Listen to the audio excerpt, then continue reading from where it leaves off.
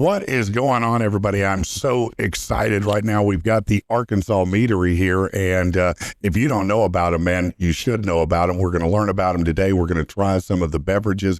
This is really exciting. This is Tony. He is the owner, operator of the Arkansas Meadery. Tell him a little bit about the Meadery. How much time do you got? I got plenty. Go ahead, man. Well, take your time. So my name is Tony Fry. Been a long time beer brewer, winemaker, and of course mead maker since like 2000. It's kind of a side hobby of mine. A lot of my friends have gone on and opened up their own breweries. Stone's Throw, for example. Of course. And that's our good friend Theron down there from Stone's Throw. You know him. And ultimately was part of the founding member of Central Arkansas Fermenters, which was the local nonprofit club for people to come in and learn about brewing beer, making wines, making meads. Supporting the industry and bringing people in to keep it going. Absolutely. Okay. And so kind of a founding member of it since 2003, just kind of a passion of mine. And mead is one of those things, 9 times out of 10 people think that I'm saying meat, like steaks. I literally thought I was here for meat. Yeah, okay. Are you telling me we're not here for meat? Yeah, well, so I have to make sure I'm pronouncing that correctly 9 times out of 10, because most people in Arkansas have no idea what mead is. Well, you know, I'm probably one of those people, so educate me. Tell me about mead and what it is. It is the oldest fermented beverage of mankind. The thoughts were that there was probably a honeycomb in a tree back way before anybody had any alcoholic beverages or the word alcohol was even a thing. Yeah. And it fell probably from a bear getting in it, got some water in it, and they went out and grabbed the honey and they drank this honey. And of course, you know what happened. They liked it. That'd be my guess. Yeah, they pretty much did like it. From there, they understood that it was actually fermented, and after that became... So, wait, I know that when you make beer, or alcohol and it ferments, but honey ferments? Oh, absolutely. Like a fruit does? You put anything that got sugar in it, it'll ferment with the right type of yeast. Of course, obviously, wild yeast is in the air, and you can cultivate it and whatnot. But ultimately, that's where mead came from. It's been all over the U.S. A lot of people think that Vikings invented the mead, and they did not. They were just a participant in it, just like everyone in the world. So how does mead differ from any other type of, what is its distinct profile in alcohol? Yeah, so I get that a lot, and I usually tell people that as a grape is to a wine that makes a winery, honey is to a mead that makes a meadery. Mm-hmm. It depends. So mead is very flexible. It can mix with a lot of different fruits, spices, you name it. I even have a root beer here today. Oh, okay. Wow. So it's very flexible, but ultimately if you ferment it all the way out to where there's no sugars in it, it's very comparable to like a Chardonnay, like a dry Chardonnay. Okay, so it's comparable in the wine families. It's more than a beer family. Yeah, it's a lot of people ask me if it's, is it like a beer, is it like a wine? It tends to be more of a wine because it is considered by the federal government, by the TTB, which is our regulations, our wonderful government. They actually have a classification of it being a honey wine. Okay. So my understanding of it is that you have a 12% to 18% is what they consider a wine type. So that's why it would fit in that category, right? Correct. Yeah. So a traditional style mead is going to be anywhere from 12%. Ultimately, even my Buffalo River Float root beer that I'm putting out, it's a 7.2%. So it's like Sam Jackson beer. It'll get you drunk. Yeah, it'll get you there. But it is still considered a wine by the federal government because it's 7%. But a lot of people will consider it a hydromel, because the word hydro meaning it has water in it. Mm-hmm. Or see, we're going all different. So how much is like a regular beer, like a Budweiser or something? Like 4 to 5% usually. So it's a small difference. Well, 7 to 12%, he said. Is that right? Oh, 7 to 12. I just heard 7. 7 to 18 is usually the average. You'll find there are some meads out there that are like 5 and 6%. They're very carbonated. Yeah, we don't mess with control that by how long you keep the fermentation in there, right? You control it by how much honey you add to it. So okay, all right. Well, sorry, I got a little off track, but a lot of the federal regulations are based on what the base sugar of the beer is. So like beer is from barley and grains and it's considered malt beverage. Beer below like 5% is beer. Above that, it's called malt beverage. Okay. Federally, just I didn't know that. Federally red tape. So is that the only difference between a malt beverage and a beer? Is the percentage? Is the name, yeah.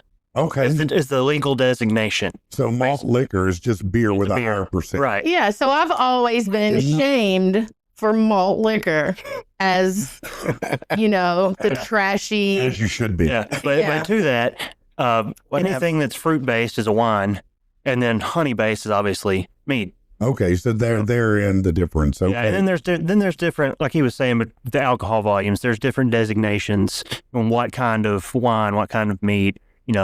So barley, grains, beer, fruits, wine, honey, mead. Basically. Yeah, pretty much. That's a pretty succinct way to describe it. All right. So what we're going to do is you brought some different ones for us to try, and because I've never had a mead in my life, and I'm pretty stoked to try it out, to be honest. Well, it's kind of going through. In 2015, we purchased our 8 acres in Saline County, and that's where the meadery is located at. Okay. Started. That was also the same year that Saline County went wet. Oh, well, that worked out well. Thank you, Saline County, for finally getting with the times. Getting with it. Now, and I was sitting there twiddling my fingers and going, "Yes, this is going to be great." In fairness to Saline County, they were the exclusive meth provider for many years, so they had their own thing going. They just opened it up a little more now. That is absolutely correct. So now I'm there, so we're going to take it even further. But ultimately, right around 2016, obviously I started wanting to create the meadery. So I got it LLC. That was when it was founded. Mm-hmm. But my day job is not with the meadery. It's actually working in IT. And so I started the TTB process. And obviously it took me about 5 years. The meadery officially got all of its licenses from the TTB, the federal, the ABC. So it's quite a process to obtain that. Process is a very, very good word for that. Yeah. In other words, it's a bunch of bullshit you got to go through. Is that what you're telling me? I drank my fair share of mead during the process. They're going to make you work for it. That's for sure. But you can make this at home like you can beer, right? Oh, absolutely. And that's actually being in the beer club at Central Arkansas Fermenters and just talking to people. And so these bottles that are here in front of you, unfortunately, I usually use flip top. And on my flip top, the carrier that has the glass, so I'm waiting on those. So they're on like back order for like 2 or 3 months. But the reason I went to flip top is because I want people to make their own mead. Especially, I tell people that making mead is the easiest thing to do. But it's the hardest thing to master because there's so many different ways. So many variables. Oh my God. Yeah, I mean, I would have to think not only percentages of what the ingredients are, but temperatures, time in, all of those different things, the aging type. So honey. Man, when I would go to Theron's house, like in my younger 20s, it looked like he had You went to Theron's house in your younger... what? What? I'm kidding. Theron have been friends for years. That's too many Before Patrick existed. Right. But his house would look like he was running like a science laboratory with all the different, he's beer making. So I have to admit, I've actually tried my hand at making mead. So I've actually got a couple of bottles that I've actually made, or gallon. Where are they at? Well, it was a learning thing. I've actually got 2 that's been sitting there for a year that I actually haven't pulled out. So they've just been sitting there fermenting with that jig on top, whatever it's called, that's supposed to keep the bugs out. Okay. Well, and that's one thing that a lot of people shy away from making mead is because they just think that they're doing it wrong. Mead it's not like a beer. It doesn't, in 2, 3, 4 weeks. It's a lot more complex than that. So usually all the meads that I make at the meadery, no matter how good I am at making it, it still takes about 6 to 8 months before For a batch to be ready. Yeah. That's a long process. It didn't take that long to ferment. It just takes that long to mature. Right. Think about the wines. At least you didn't have to put it in the cellar for 100 years. Yeah. Like this is aged One 100 of the things I years. struggled with the clarity. I've noticed the clarity on yours it's like really clear. So where mine are a little bit darker, the longer it sits, the clearer it gets, from my understanding, right? That is correct. Yeah, all the sediment will fall out. Mm. There's some things you can add to it, to clear it out. But I try to keep mine. I do have a filter through it, but ultimately, time is your best Now, friend. on yours, do you back sweeten them or? So I don't back sweeten. So we start off with one recipe that we ferment all the way out dry. And then from there, like we have our Hog's blood. It actually has muscadine grapes added to it, and that's where it gets it. No, you said it right the first time. Muscadine. Muscadine, I did. I like that one better. I loved it. Well, let me pause. What's Hog's blood? Is that another One of muscadine, or is that a flavor? No, it's actually one of our. It's up here. You'll try it. Okay. So it's actually our play on a Viking's blood. Oh, The Vikings drank a lot of mead, and when they added tart cherries and some different things from their region, sometimes they'd add hops and tree bark. I mean, you name it. But I don't. they were kind of crazy, weren't they? The Vikings, yeah. They tried everything. Mm-hmm. They drank a lot of mead. I mean, a lot. a lot of. Well, it takes a lot to conquer. You'd be surprised how many movies you've watched where they've talked about drinking mead and didn't pay attention to it. Like Yeah, the Robin Hood. one. Yeah. Robin Hood, Fire Tuck. He made mead. I remember. Yeah. So, going ahead and telling you about the Hog's blood because it's the longest descriptive mead that I can probably tell you about. Is I'm a Razorback fan, so Okay. live in Arkansas. Arkansas, kind of went on the play of it. It's a Razorback red color. It uses tart cherries, muscadine, which is a native grape to Arkansas, because I wanted to use something from. I didn't know that was native to here. Is it? Wow. Okay. Grape. Yeah, and so on the bottle, which stinks, it just says grape on it because the federal government, as you know, they regulate everything, and because it's not. Yeah, they take all the fun out of it. Yeah, they do, and I'm like, well, so I really would have liked to have said muscadine, however we want to say it, muscadine. But and then it also finishes with ginger because a lot of these meads I've made over and over, and had a lot of people drink it, such as yourselves, and get tasting profiles on them. And, I'm not a real big, I don't like a lot of sweet things. And a lot of people think that mead has to be sweet just because it's made with honey. And I will admit, I've traveled the country drinking a lot of meads, and probably 80% or more all completely so sweet. They prepare more like a Riesling or something in that regard, a dessert type wine. Yes. Mm-hmm. Versus a more traditional drier palate type beverage. Yeah, and I have that drier palate. I don't like to scrub my teeth. I'm with you on that. I don't like to scrub my teeth after drinking. I'm like, oh my gosh, that's too sweet. Yeah. But we'll get into it. That way we can start off and keep going through it. I'll start us off with our traditional. So our traditional was the first mead that I nailed, and from everything on our traditional, everything is built off of that. Okay, that's kind of like Theron's regular beer. Yeah. Yeah, you take the good beer and everything. Right, Regular beer, yeah. Well, I have regular mead for you, right? Which is it starts off with a pretty high. It's a 16%.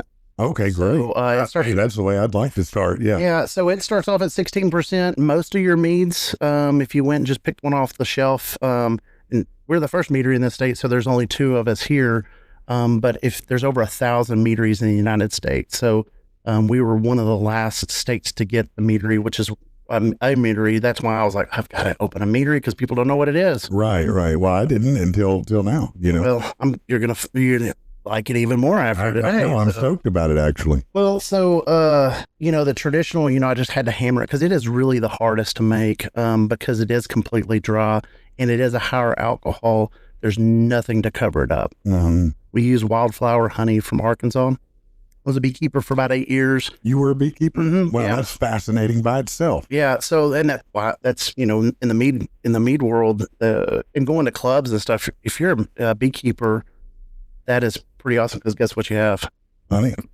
Yeah. And if you know how to ferment, guess what you're going to do? Well, make mead, I guess. Make mead. Yeah. So that's kind of, I was like, okay, everything started lining up. Saline County goes wet. I've got the perfect facility to do it.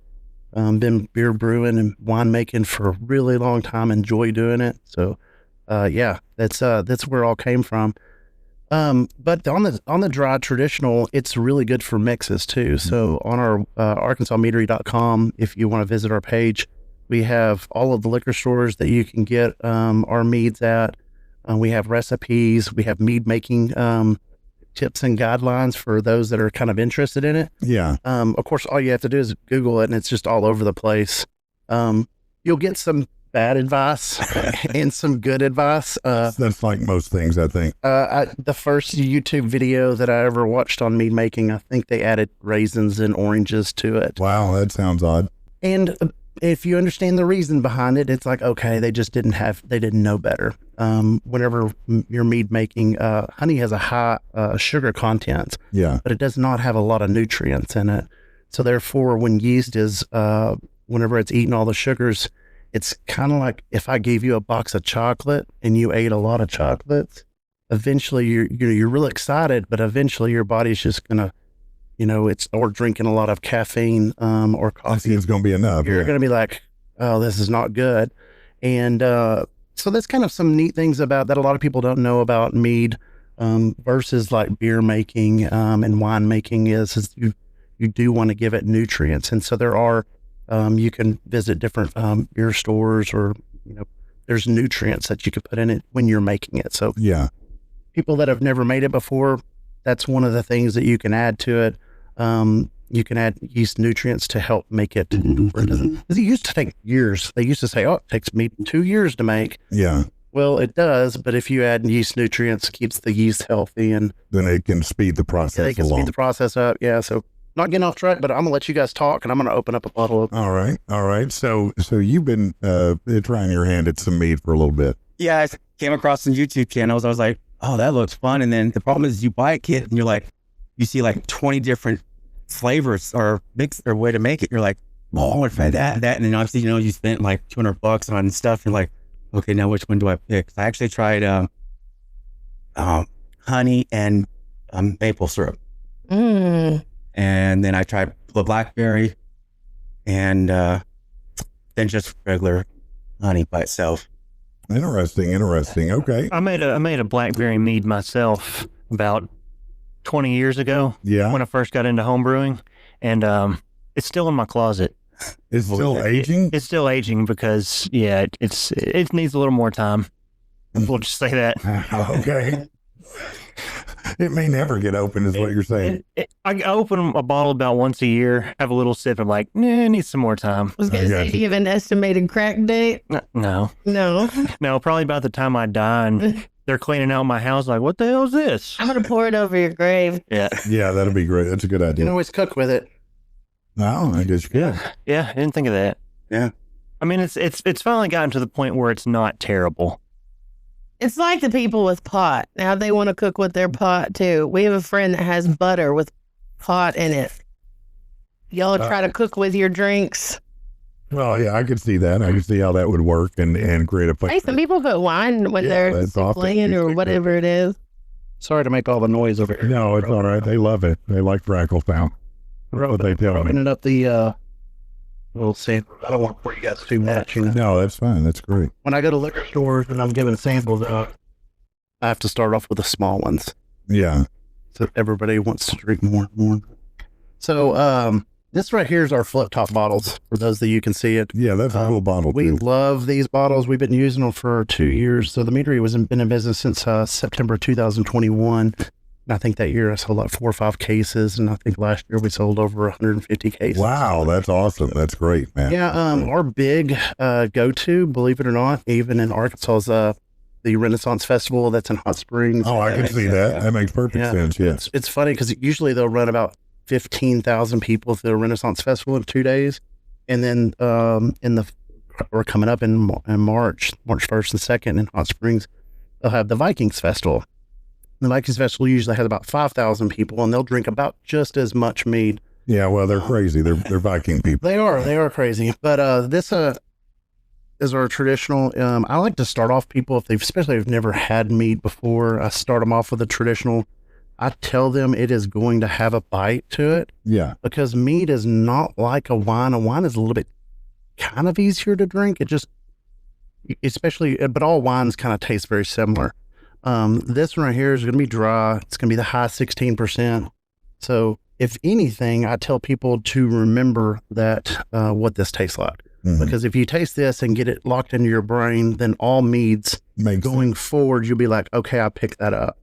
I know what we're in for. And then from there, you know, a lot of our 12%, 14% meads kind of vary in sweetness. It's going to have a little bit of a hopefully you'll be able to pick up the honey from it. Again, we use a wildflower honey from Arkansas. We have a beekeeper that we get all of our honey from, and we probably go through about 55 gallons of honey a month. Yeah, that one's spicy. Yeah, it's got a little spicy. bit. So that right there is kind of the reason I bring this is because it's honey and water fermented all the way out. Yeah. And that's it. Now it's going to have a little bit of a bite. More like a base. It is very much. And so the neat thing, the reason why I wanted to go instead of just like a 14%, I wanted to go with a 16% because number one, it's harder to make. Mm-hmm. And number two, it allows you to mix it. Mm-hmm. It allows you to mix it with a lot mix it down and still have a good content. And I've had people mix this with ginger ale and you're like, ooh, that's one. Yeah, it's spicy. Oh, I bet it would be good with ginger ale. That carbonation. Yeah, that's interesting. I like it.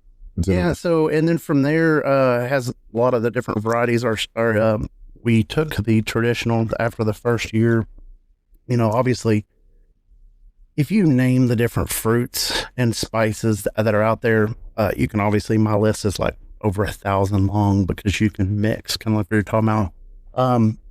You know, on the meadery scale, back in home brewing, you know, we can do some pretty wild stuff. But when you go to scale it to kind of commercial size, then you're like, I don't have that many strawberries. I don't have that many blackberries. So a lot of it becomes, if you're using a lot of real fruit, it becomes more specialized as something you want to put in the bottle to share. And so I have some pretty amazing stuff, but on our line that we actually put out to liquor stores, I had to make sure that we could produce it in quantities. Right. Mass produce. Yeah. But I was sitting there, what you'll find on the next one, and I'm actually in the midst of bottling a lot, about 55 gallons of it, which is actually smaller than I did last year. I did a 150 gallon limited release of our bourbon barrel aged mead. Okay. So what I did is I took our traditional and I put it on in bourbon barrels. I used a Wilderness Trail barrel, and then I also used some Rocktown Distillery bourbon barrels. So if you've never done that as a beer, you know, obviously beer and wine, I kind of thought, well, mead really pairs good with anything you put it at. So the next mead that you're going to try is our bourbon barrel aged. And believe it or not, it actually grabs some of the bourbon out of the barrel and ups the percentage. So it goes from a 16% to 18%. So the barrel is so permeated and soaked with actual bourbon. Yep. That it flows into the mead. Yeah, absolutely. Wow. Yeah. Yeah. And last year, you know, went on a tour in Kentucky and picked up a Four Roses barrel. So oh wow, I'll be filling that up, and so and the bourbon barrel that you'll be tasting is over a year old. So okay, that's traditional. I think I made it probably in 2023. So what you'll find is there's those releases that are about, you know, 6 months to a year and a half that are old. And obviously, if they're in the liquor stores, they're going to be sitting on the shelves for a little longer, and you really do want that. Right. Yeah. To age out a little more even. Well, we could burn trash in a burning barrel. Wonder if that'd be good. It might be. I would not recommend aging alcohol in a burn barrel. In a rusty ash-filled barrel. No. I mean, there's somebody that would drink it, but I wouldn't recommend it. It's probably fortified with iron. Yeah, the people I know that make wine usually do it like what about in some kind of bread bag, like a Hostess, you know, one of those breads, and then you know break it up and their orange juice from the morning. Most of my friends, people from jail, basically. I was going to say most of my friends. Talking about toilet hooch. Toilet hooch. Well, I don't know if I'd be wanting to drink any of that, but I've heard some pretty interesting stories about people making stuff in bathtubs. Well, they're pretty creative. Like, woo! I'm sure they found a lot of unique flavor profiles. So on the bourbon barrel, what you'll notice is it'll taste very similar to the traditional, but it's going to have a little bit more of that bourbon. Who are bourbon drinkers? Well, I'm familiar with it. Yeah. Familiar with some bourbon? Well, hand me your tasting. Rumor has it I'm not a lady when I drink bourbon. Well, Who's spreading the rumors? I don't know. I'm going to keep my mouth shut over here. Yep. Oh, that's Hold on. Don't want any of them early 20 stories coming back up. Where's your? Oh, right here. Sorry. Okay. My little queen bee up there pouring us. That's actually All right. There you go. So that right there has been aged in bourbon barrels. This one's been aged in there for a little over 9 months. So you're going to be able to get. Yeah, I can taste that difference. It doesn't smell as stout as that other one. That other one, you knew it was going to bite. It's pretty funny. So this one is a little bit sweeter. Mm-hmm. It is. So when we put it in the bourbon barrels, Definitely taste that bourbon. and Yeah. Oh my. And so, believe it or not, the bourbon barrels do pull down because of all the tannins and stuff. It kind of gives you that, I don't know, that mouth feel. Yeah, it does. Yeah, that was one of the things they came across when I was looking. You didn't depend on if you didn't do certain berries. You just did straight. You got to put tannins in it to get a little bit more of the richness from the honey. That one's good. Yeah. That one's really good. I like the first one too, but Is it not my speed. But Yeah. that second Well, one. this one comes out a little sweeter, a little smoother, and a little stronger flavor profile versus an alcohol profile. Is that accurate? Is that pretty right? Well, this one, I think, we actually had a little bit more honey on the front end, and then we pulled it off right before it was completely done, so it would have a little bit sweeter. Okay. A bit sweeter Finish on it. Yeah. You get the same alcohol, but we want it a little bit sweeter. And that one's 18%, you said? 10%, yeah. 18. I'm sure mead, it's alcohol, so it's the same. It's the same ethyl alcohol that I've got. Exactly. But over time, like these higher alcohol beers have, or I'm going to speak for beer anyway. The higher alcohol beers, and I have made some 16, 17% beers. They have a lot. When you get that high, the yeast produces a lot more of what's called a fusel alcohol. And like when you drink, that's what whiskey is, basically. Okay. More or less, when you drink, you get the hot whiskey. Yeah. You feel it going. That's a fusel alcohol. Okay. You can taste that. Yeah, and over time, those will mellow out and those will calm down and become smoother. And you won't you can tell that from this is it's a lot smoother. Right. So so the time it smooths that down, that bite a little bit. Yeah. Well, that's also a reason you bring up a really good one that I wanted to go to 16 because it just, kind of ballsy like that. Yeah. I got you. I got you. But because it is harder and you'll get a lot of that fusel. No, you can definitely smell potential domestic violence in it.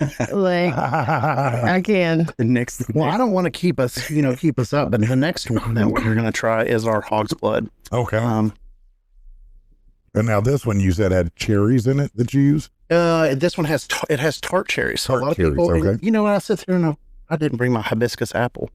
Sorry. That's Son of a bitch. Maybe there's next time, right? Yeah, there'll be a next I time. do have a hibiscus apple that we have out in the stores as well, and it has hibiscus and of course apple in it. Right. That was actually our. And hibiscus is a flower, correct? That is correct. Yeah. So it's cider, lake cider? Could you call it cider? No, No. I wouldn't call it cider because ciders are made from apples.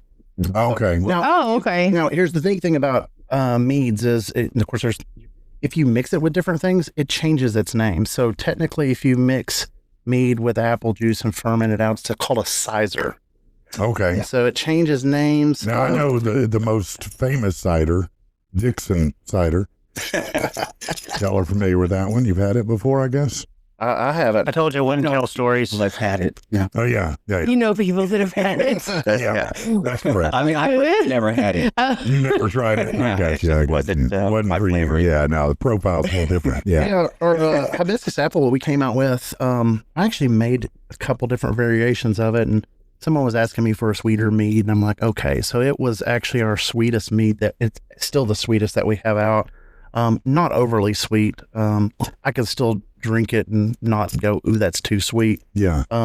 But it's got that floral, like a hibiscus flower, Mm-hmm. and the apple. I actually use apple juice. You were asking about sweeteners earlier.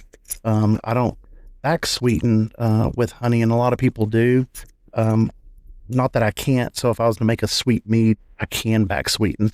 I usually just try to start off with the amount of sugar on the front end because I want it to go through that fermentation process and kind of. And keep it all level and even there. Yeah, I mean that's one of the things I was struggling with. It was you do it to get all the sugar out of it, but then if it comes too dry, then you back sweeten with whether you put honey in it or you could put sugar in it, but the fermentations can still keep going with real sugar. So you have to do a baked sugar. Can't think of what the like stevia. Yeah, stevia. Yeah, and it doesn't feed the unless until you kill the. Yeah, and there's different. There's of course, obviously, there's so many different chemicals that you can add, even from a commercial level to stop fermentation process. And actually, it's very well encouraged, especially when you're dealing with bottles. Yeah.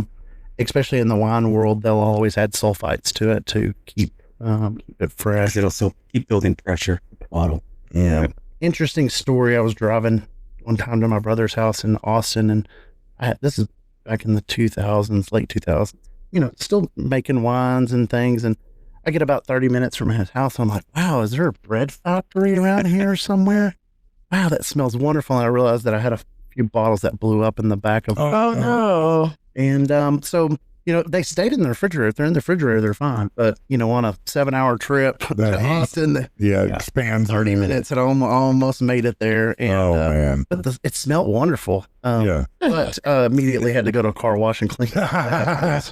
It was, but yeah, that's one of the things when you're home brewing and making wines is you have to watch out for bottle bombs. You definitely don't want. You keep them in the closet. Yeah, they're considered bottle. So when they blow up, do they like just crack or do they like explode, like bust? Oh, they'll send shards of glass through drywall. Wow. Yeah, it's completely. So you have to be responsible. Oh, if you're home when you're making it, if you're home, the first thing the first thing you're going to learn. There's kind of a couple different things. In other words, keep everything clean. How many people have died from exploding bottles in the home brewing? Meth labs still win. No, don't worry. Definitely win. Meth labs still win. And I was just curious, is that something that happens? If it does it happen? I'm sure it does. I mean, probably more just accidents, not paying attention, not death. I've had a coworker of mine, and you know, obviously TikTok is it going to end or yes or no? But anyway, who knows? He says, you know, I found everything that I needed to know about making mead on TikTok, and I'm like, I'm sure you have. Yeah, and of course you did. But don't forget, and he's a coworker of mine. I say, but don't forget, I'm here to help. And you know, I was telling about airlocks and all these different things, and he said, I got all these different liquor bottles that I'm gonna put the mead in whenever I get done with it. Oh, awesome! If you have any questions, let me know. But be careful, you know, because the one thing he was wanting to do is just do the balloon. So a lot of people put a balloon over the. I'm like, no, spend the money, go get a $2 airlock. Yeah, really, that's what they're called. Yeah, it's not that expensive. Well, in mead making, obviously he thought it was done fermenting after two or 3 weeks, and it was for the most part. But down to that last 10%, he didn't know, and so he bottled it all, put it in these really, really expensive, nice liquor bottles that probably had bourbon or whiskey in them. And he had like a 13, 14-year-old daughter that came home from school one day, like, Dad, something happened in the kitchen. Apparently he had it up on top of his cabinet, and it sent shards, and it was the thick glass. Oh, wow. So I thought it was done fermenting. I was like, nope. No, TikTok didn't tell you that, did it? That's something. Yeah, so that was kind of one of those. I was like, all you had to do was ask me. I could have told you it was, even though beer is usually done after 2 or 3 that's weeks. the fun part of learning. You can still, if it doesn't, a lot of people don't know how to measure it, the sugars. Is it done fermenting? Yeah. How much residual sugars? There's some tools out there like hydrometer. Do you still beekeep or not anymore? So the same year that I actually, fought with the TTB to get the licensing for the meadery, was the same year we had like a snowstorm in Birch. I remember that. Yeah. And if you're a beekeeper, you know what that does to the bees. So the bees usually around February start building out their new bees to come. New bees. That was funny. But what happens is they'll go out there to the brood that are in the hive, and they won't ball up. So when they ball up, like in the middle of winter, like especially tomorrow night or coming when there's going to be 15 degrees, they ball up and they're able to stay warm, and that's how they're able to survive a winter. But when the spring comes through, they actually go out to that brood where the queen has laid the larva, and they'll keep it warm and draw it out and make it a new bee. Well, I think I had 7 of 11 hives that I lost that year. Oh, wow. Yeah, and a lot of beekeepers lost a lot of hives that year. But if you lose a hive, you can't just leave the boxes around, because the boxes will get moths in them and different things, just completely destroy a hive. So, you have to spend the money either to repopulate it, which is about $150, if not more, to get what they call a nuke box. You can order them. They sometimes come from Georgia, Alabama. And there are places around here that'll actually create their own nuke boxes. But at $150 for 7 hives, I was like, well, I got to hang this up for right now. I got a nuke box. Well, so ultimately, and there's beekeeper Drop the clubs. bomb on you, baby. There's beekeeper clubs here in Arkansas, and so I'm very well friends with all of them. Arkansas, there's an Arkansas Honey Festival that I go to and attend every year. That's at Bemis and Bemis Bee Farms. If you've never heard of them, they're they're on Asher, but they're south of Little Rock. And they'll have a Arkansas Honey Festival, and they bring people out, let you taste the different types of honey. They usually do some type of like a mead. You need to get your meads turned in because they usually will do like a $50 a prize for like homebrewers. Oh, Yes, cool. do a mead contest. Well, so I always try to do stuff, and I'll do it once, and it might come out great. Then the next time, I'm like, I think I got it, and like there'll be crap the rest of the time. It's just because put so much effort the first time. So Watching every little then step. what we're really needing you to do is reach into your closet, bring out that mead that you said that. Yeah, Bet it's been it's- aging for about 20 years I now. bet it's ready. So the next mead, other than the hibiscus apple that we made, was our hog's blood. Obviously, I was talking about the hog's blood earlier. It's a play on a Viking's blood. It's made with tart cherries, and it's made with muscadine, which is the native grape from So this one will be sweet. It's not going to be terribly sweet, but it is going to. It's going to be. I Hey, call it a here, why don't you put? Can I? You want to Yeah, upgrade? yeah, you're just pissing my liver off. You want to upgrade to the You big. know, it's a hobby if you make it, but if you don't make it, then you're an alcoholic. Whatever. I mean, people don't call y'all alcoholics, do they?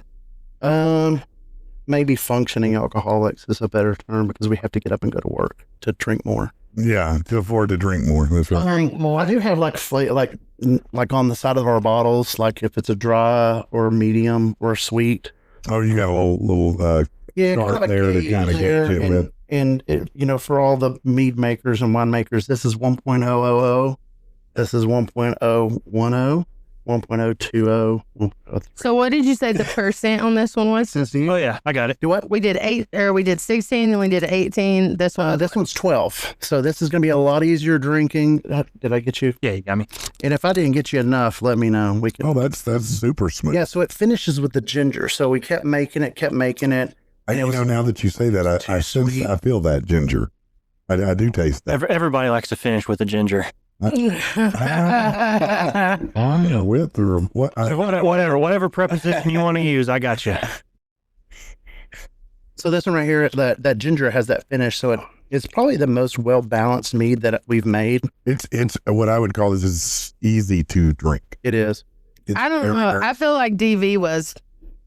That's the domestic violence one. The second one that was pretty smooth. Bourbon barrel. No, Yes. Bourbon Barrel was smooth, but I'm just saying this one doesn't have a lot of bite in it like the others. You know, you have more of an alcohol bite in the others that was more akin to a spirit to me More of a dessert than this or is. one. I wouldn't. It is I smooth. wouldn't consider. So most of the More time, like a Chardonnay. yeah, maybe? most of the times on meads, I usually only pour 4 or 5 ounces is what I'm normally drinking it at because it's a higher alcohol. Mhm. But that one, I mean, I've known people to go through the bottle in less than 30 minutes, and I'm like, wow, this one. Yeah, the Bourbon Barrel is probably our most famous at the Vikings Festival because it is that higher alcohol. Yeah, because and it has that feel. You know, it has that spirit. You know it's real. This year in the fall, we came out with our latest mead, which is an Ozark Elder. It's an elderberry mead, Okay. and when we're making it in the meadery, it smells the best. Didn't they refer to elderberries in Monty Python? Yeah. I thought so. I thought we were going geriatric. I don't know. I think of the line. Yeah, something along your father's. Yeah, it smells about right. Yeah, something like that. Something about a goat and elderberries. I don't remember exactly, but Yeah, so the Ozark Elder, believe it or not, we were trying to come up with a name of it, and ChatGPT did a wonderful job on this one. Well, really, they did it. Well, we were coming up and we were like, okay, what's in Arkansas? What can we use? And literally it just spit out, Ozark Elder, and we're like, that sounds really awesome. It does sound good. Going forward, we really always want to we're trying to use more of Arkansas names like our Hog's Blood. We haven't gotten to the Buffalo River Float root beer yet. I think that's brilliant, actually, because it's in the name of your whole business. So why not? I mean, I pretty much took the whole state whenever we went. What's the bird? What's our bird? The Mockingbird. I can get some mockingbird shit or something. Spicy. You could. I mean, yeah. We got a feather from a mockingbird. We grounded it down. So this one is our Ozark Elder. It has elderberry blossom, and then it also has raspberry. The raspberry we had to add to it because we kept making it and it was too sweet. Okay, I like raspberry though. So we found that the raspberry just pulled that tartness. Yeah. Sling County, you have a place called the Moon there. Have you ever been to the Moon? Been to the Moon. It's out in Bauxite. I don't know. I just think the moon, something. Like you talking about the paper moon? What? No, not the paper moon. Yeah, I know. No. Are they still open? Yeah, maybe. Maybe, I don't know. I think so. Yeah. I haven't drove by there in years. So that one you're going to get a lot of the that elderberry. It's the blossom. Yeah. So we did it with elderberry, and then once we added the blossom, like I said, this smells the best. This one's real bright. It feels light and bright to me. Oh, it does. It does. It really does. I was pretending you were talking to me. He was, but you're just looking at us. Because it was cyber. Yeah, that's thinking of you. That's a nice I profile. lie to myself every day. The neat thing about Meads is you just name it. This is a good one to get hammered into the morning. This feels like a Sunday morning getting hammered. Brunch. That's one that you could easily forget you're drinking alcohol.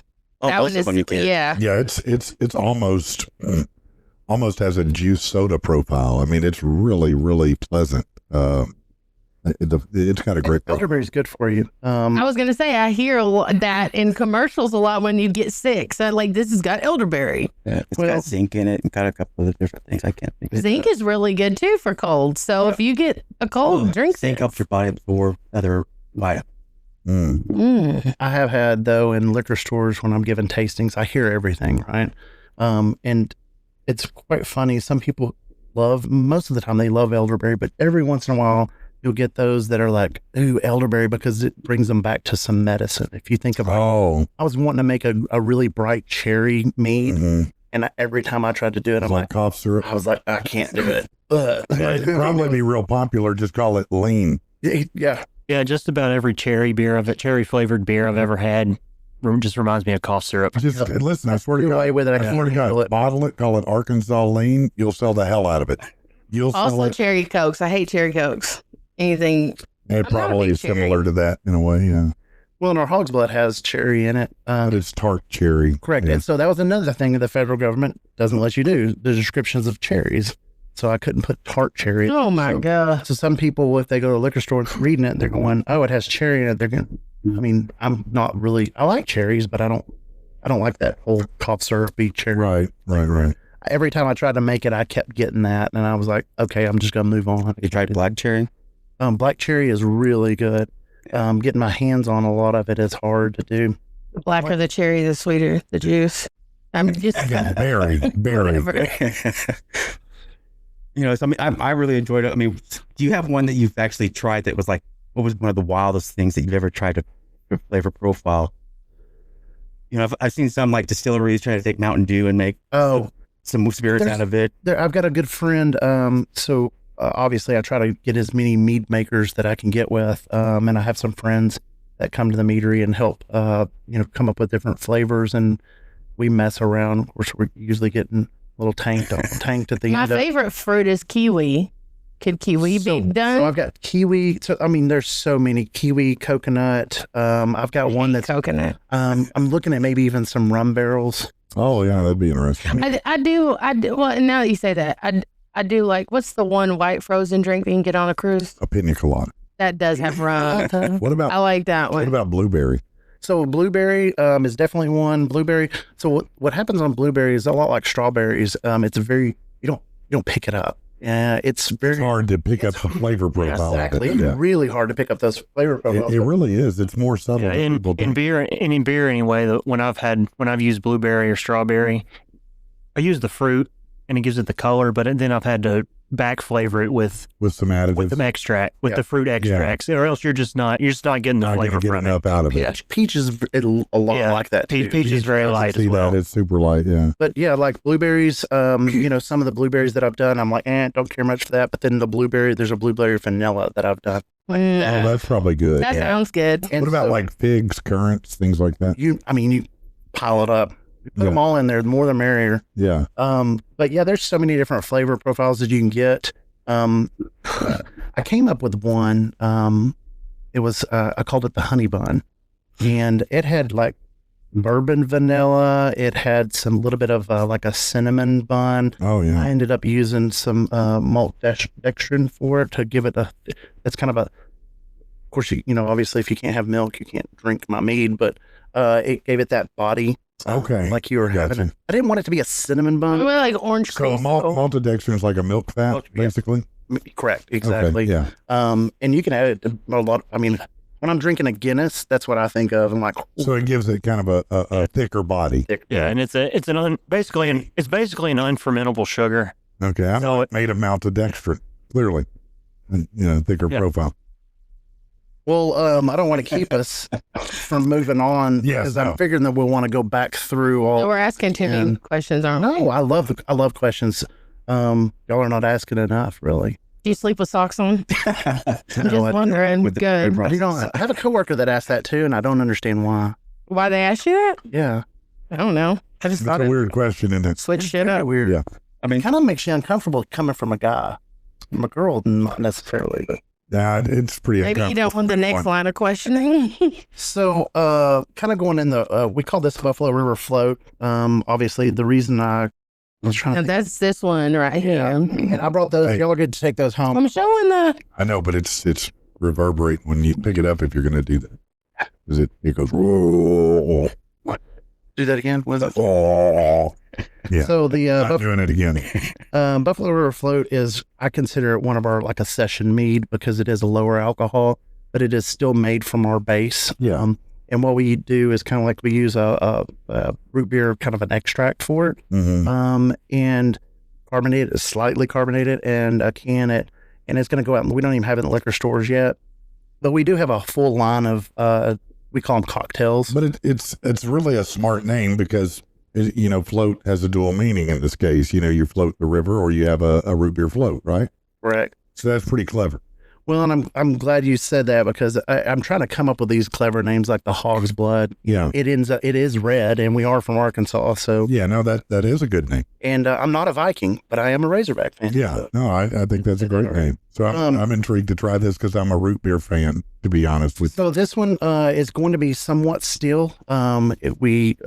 Still meaning it's not highly carbonated. Mm-hmm. It's going to, a lot of times when you go to festivals, they do not have any carbonation in a lot of the root beers. Not only that, I get into what's called bubble tax. I won't bore you guys with that, but Oh, I know all about it. I bet you do. It's even worse for wine.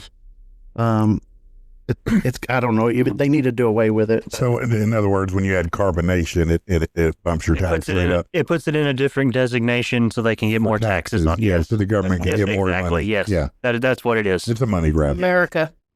Yep. They just want more money, right? But this one is going to have kind of the best way I can describe it that I've been described and I pick up on it is, have you ever remember those root beer the candies. candies? The barrels. That's what I was gonna say. As soon as I taste it, No, that's what it reminds me. this is fantastic. Yeah. I mean, Like- that's, And that's 7.2, 7.5. Around there.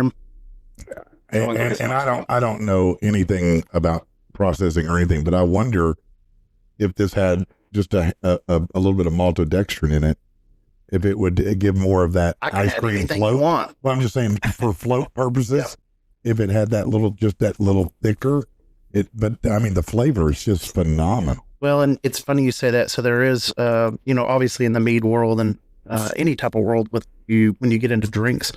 There's a lot of extracts out there. There's a lot of good companies that do it, and the one that you're probably talking about that I've used before is called a heavy cream. Okay, well, yeah, something like that kind of balance it a little bit, because the flavor on that is, I mean, it is root beer. I mean, it is a good root beer. Makes you want to grab some ice cream. Yeah, It does. That's what I'm saying. If I could just get that little part in it too. because I would drink this with Man. Oh yeah, no, I would drink that on any I day. don't like That right there, I would drink any day of the week. Yeah, so we're gonna this is currently in a 16 ounce black can, but we're gonna be putting in a 12 ounce. 12 ounce silver cans, selling them in 4 packs, probably about $11 range. Yeah. Well, that's a great, because it's light, it's refreshing, and if you like root beer, I mean, it's damn good. I mean, it's a great profile on that. Well, and the neat thing about it is this opens up a canning line for us, because ultimately, being in bottles, that's the one thing you can't do is float down the buffalo with a bottle. You're right. They don't like that. Or being on and I frown on it too, especially even around the pool. Like, oh, keep the meat up there, guys. Yeah. But this is going to be one of those things, kind of even if you can't notice, but even on the label, that really truly is the buffalo. Right. I see that. That's very cool. Yeah. Anybody want any more? Oh yeah. Yeah. I'll take just one more. I'm sending you guys home with a 4-pack of each, Well, thank you. Because I will enjoy that. and also a bottle Get some of ice some of the cream. mead. Mm-hmm. Meanwhile, So what recipe are we going to come up with next, guys? I'd like to definitely come away with You want some ideas. I think that to me, what I don't see here is something that would be along the caramel profile. You know, something of that type of Werther's type, buttery, caramely type flavor. You know, might be an interesting Butterscotch, yo. Yeah, something could be like that. Now, what are we going to call it? Well, that's a great question. I'd have to think about that, but I guarantee you, Got a lot of I'll come listeners up on with here, right? absolutely, and I'm sure they could come up with some ideas and they probably have ideas on different flavor ideas, different all kinds of things. So feel free, message us up or message Tony here at the Arkansas Meadery and say, hey, I was watching you guys on Patrick and the People, and here's an idea I have. And I'm sure he would welcome that. Absolutely. Well, there's also, the community of mead making is quite interesting and fun. And I know that Stone's Throw has even done some things before in the past where a lot of the brewers would bring their recipe, and if they won, you guys would remake it. And I welcome the same thing. There's a lot of mead makers out there. I think that's one of the great things about this type of industry versus so many other industries out there is that most industries push people away that want to get in. They don't want you in. They're very proprietary. This is one of those industries where they're like, no, come on in. Let us show you how you do it. We'll help you get started. We'll show you the way to make it good, and that's kind of cool. we have a lot of snatches in our world. Well, Yeah. it's one of those, it's a pet peeve of mine. If I go somewhere, and I say, what kind of hops are in this? And they say, oh, I can't tell you that. That's recipe. I'm like, okay, I'm not drinking any more of your beer. Yeah. I mean, I'll tell you, I use what yeast I use. I use the D47 yeast. Well, I mean, look, I put that in my car. yeah, no, that's what I wrote it on. It's a hybrid. No, I think that the ingredients are secondary to the process. Anyone can have the ingredients, but the process is the critical component that makes those ingredients work. So even if I had this exact same ingredients as you and I go start, it's going to come out different than what you do because of the different variables along the road.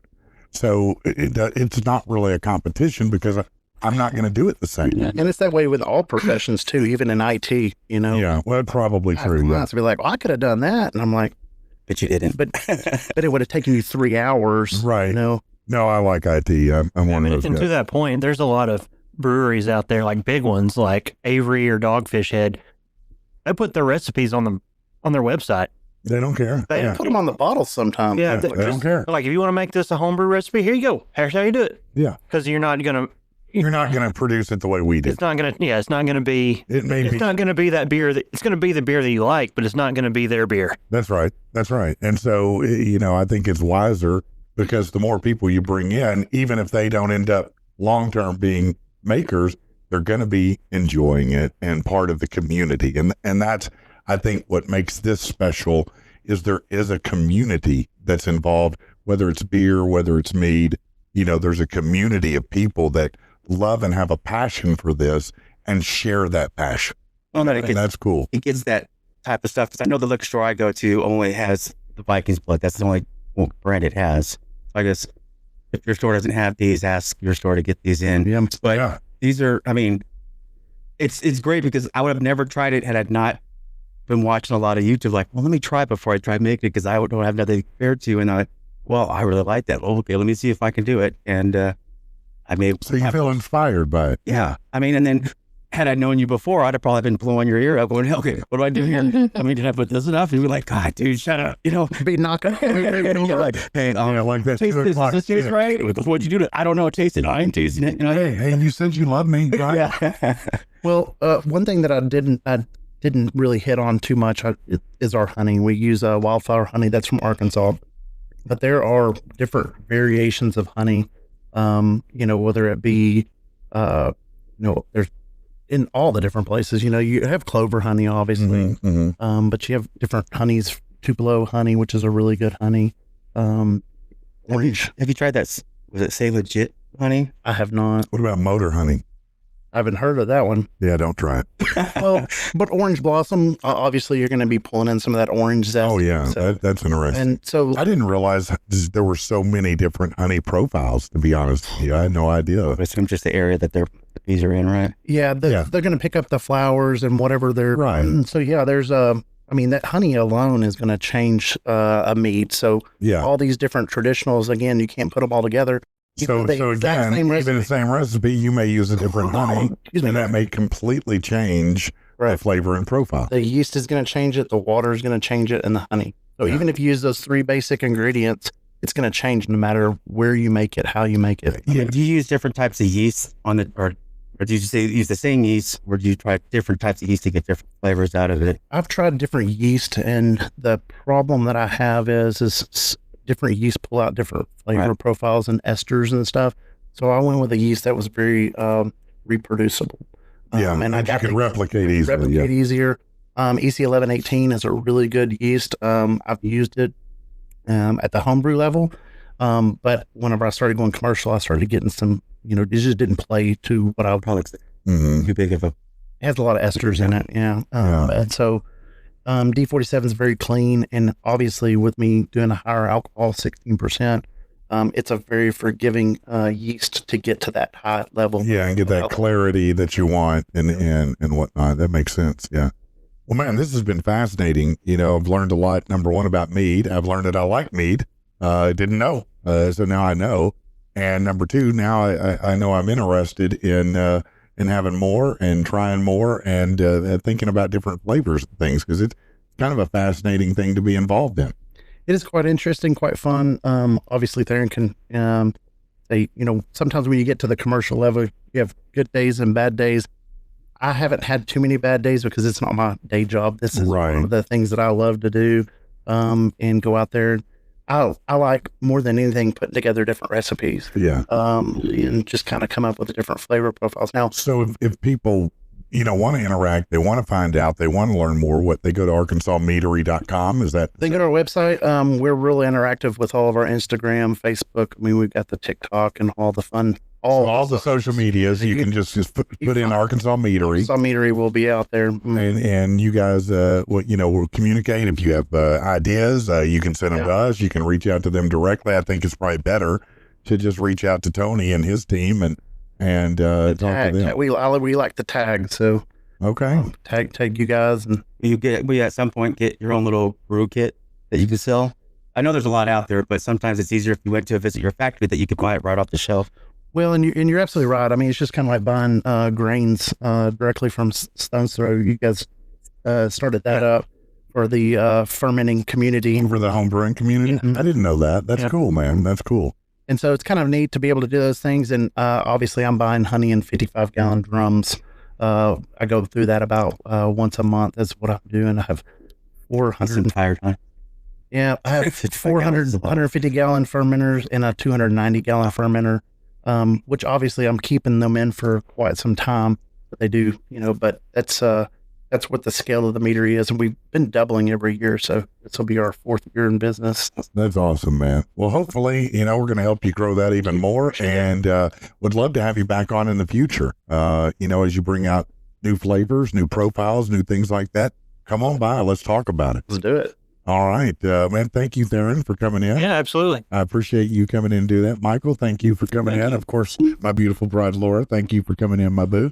And thank all of you, and we'll see you next time. All right.